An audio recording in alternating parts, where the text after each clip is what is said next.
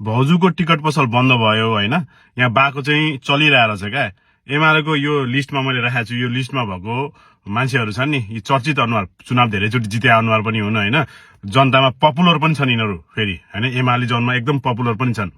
यी मान्छेहरू जो अस्ति महाधिवेशनमा ओलीको अगेन्स्टमा उभिए नि, यिनीहरूको नाम चाहिँ परेन, यो टिकट पाउने लिस्टमा परेन, जबकि यी मान्छेहरू आफ्नो जिल्ला कमिटीबाट चाहिँ एकल सिफारिसमा परेका थिए क्या।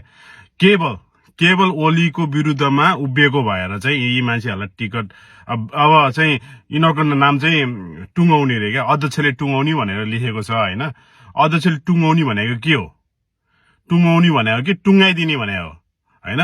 अब यो टुङ्गाउने भनेको चाहिँ आएर माफी माग्ने भने होला, खुट्टा समात्ने, माफी माग्ने, अबदेखि म तपाईँको अगेन्स्टमा जान्न बा अबदेखि म सधैँ तपाईँको लागि मरि मेर्छु, तपाईँको लागि बोल्छु भन्ने होला क्या। त्यो भन्यो भने टिकट पायो, त्यो भनेन भने अब टुङ्गाउने भनेको चाहिँ एमालेबाट टुङ्गाइदिने भने होला क्या। म काभ्रेबाट हो होइन, काभ्रे चाहिँ म क्षेत्र नम्बर 2बाट हो। क्षेत्र नम्बर 2मा चाहिँ गोकुल बास्कोटा एकल सिफारिस मा परेको छन् क्या। काभ्रे यिनीहरूको चाहिँ ओडा कमिटी हुन्छ, यिनीहरूको नगर कमिटी हुन्छ अनि जिल्ला कमिटी हुन्छ क्या।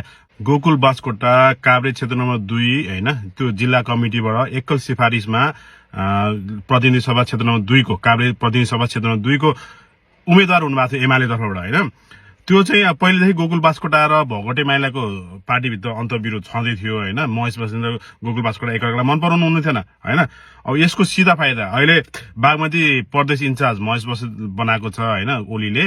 अनि अब फेरि यो जेनजी आन्दोलनपछि गोकुल बास्कोटा ओलीको विरुद्धमा नै उठ्नु भयो, केही कुरा बोल्नु भयो, किनभने आन्दोलनको मागहरू ठिक थिए, ओलीको केही कदम यसमा गलत छ भनेर बोलिदिनु भयो। ओलीलाई आफ्नो विरुद्ध कसैले राम्रै कुरा गरे पनि मन पर्दैन क्या, त्यो आफ्नो विरुद्ध बोलिरहेछ उहाँले सोच्नुहुन्छ। अब गोकुल बास्कोटालाई सकाउनलाई चाहिँ धुलिखेलको मेयर अशोक बेन्जुलाई उचालेर होइन, अब अशोक बेन्जुलाई टिकट दिने त्यहाँ माहौल क्रिएट गर्नु भएको छ यो भगटे माइला र ओलीले होइन। अब एमाले भित्र ईश्वर पोखरेल, सुरेन्द्र पाण्डे, योगेश भट्टराई, गोकुल बास्कोटा होइन, कर्ण थापाहरू अनि विभिन्न यस्ता 14-15वटा चर्चित अनुहारहरूले टिकट नपाउने अनि डन चक्रे मिलनले चाहिँ टिकट पाएको छ क्या। चक्रे मिलनले टिकट पाउँदै गर्दा अनि तपाईँहरूलाई खुसी लाग्छ? गोकुल बास्कोटाहरूको नाम काटिँदा होइन, ईश्वर पोखरेलहरूको होइन, गोकर्ण के अरे योगेश भट्टराईहरूको नाम काटिँदा, सुरेन्द्र पाण्डेहरू जस्ता नेताहरूको नाम काटिँदाखेरि उम्मेद्वारबाट अनि चक्रे मिलनहरूले पाउँदाखेरि तपाईँलाई चाहिँ अझै पनि म एमाले हो, म मदन भण्डारी पद भनेर बस्नुहुन्छ। यो एमाले होइन गाइज, यो एमालेमा तपाईँहरू लागिरहनु भएको छ नि, यो बामाले भइसक्यो एमालेबाट।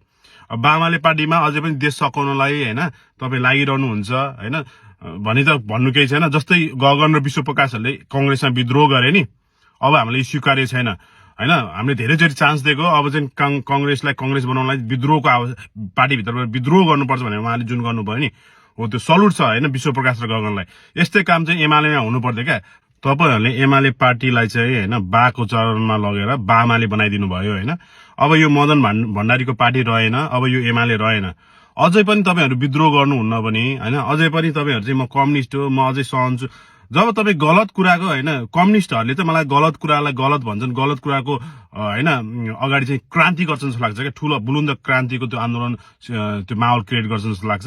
अझै पनि तपाईँ सहनुहुन्छ होइन, यही हो भने यसले अझै पनि तपाईँलाई केपी ओलीले देश बनाउँछ, पार्टी बनाउँछ भन्ने तपाईँलाई आश छ भने त अब तपाईँहरूलाई राम नै भनियो क्या, राम नै भनियो। यो मान्छेले हेर्नु त आफ्नो अगेन्स्टमा उठ्या मान्छेलाई होइन, जस्तै माधव नेपाललाई त यो मान्छेलाई स्पेस दिनुभएको थियो नि पार्टीभित्र, जस्तो अन्तर्विरोध भयो नि माधव नेपालले च्यापेर हिँड्ने मान्छे हो नि हिजो केपी ओली होइन। 15 वर्ष पार्टी हाके मान्छे हो माधव नेपाल। माधव नेपाल जस्तो मान्छे टिक्नु भएन होइन, झलनाथ खनाल मान्छे जस्तो मान्छे, तपाईँको वामदेव गौतम होइन, भीम रावल, विद्यादेवी भण्डारी होइन, अब ईश्वर पोखरेलहरू, यो लिस्टको त अब लगभग 100 जनाको लिस्ट बन्छ क्या। यी सबै मान्छेहरू एमालेमा नअटाउनुको कारण भनेकै दम्बी अहंकारी ओली हो के होइन। देश बचाउनलाई त अब बालेनहरू होइन घन्टी आइसकेको छ, देश त बचाइहाल्छ होइन यो यसको यो जंगलबाट होइन। अब तपाईँहरू एमाले बचाउने हो भने चाहिँ जस्तै विश्वप्रकाश र तपाईँको गगन थापाहरूले विद्रोह गरे नि होइन, त्यो शेरबहादुरलाई सक्नलाई थिएन क्या, त्यो विद्रोह काङ्ग्रेस बचाउनु थियो क्या, त्यो विद्रोह आवश्यक थियो क्या, आजको माग हो क्या हो। उनीहरूले काङ्ग्रेस बचाए, अब तपाईँहरू एमाले बचाउने कि नबचाउने होइन। अब यो बामालेबाट एमालेलाई बचाउने जिम्मा तपाईँहरूको हो। अब काभ्रे क्षेत्र नम्बर 2मा गोकुल बास्कोटाको टिकट आयो भने अब त्यो घन्टीले घन्टी बजाइहाल्छ। टिकट आयो भने घन्टीको माहौल एकदम राम्रो भइसकेको छ होइन, गोकुल बास्कोटा हम्मी पर्छ। अब गोकुल बास्कोटाको टिकट आएन भने त त्यो घन्टीलाई दिए हुन्छ टिकट लगाएर 1 नम्बर त अब घन्टीले 100% जित्छ थ्याङ्क यू गाइज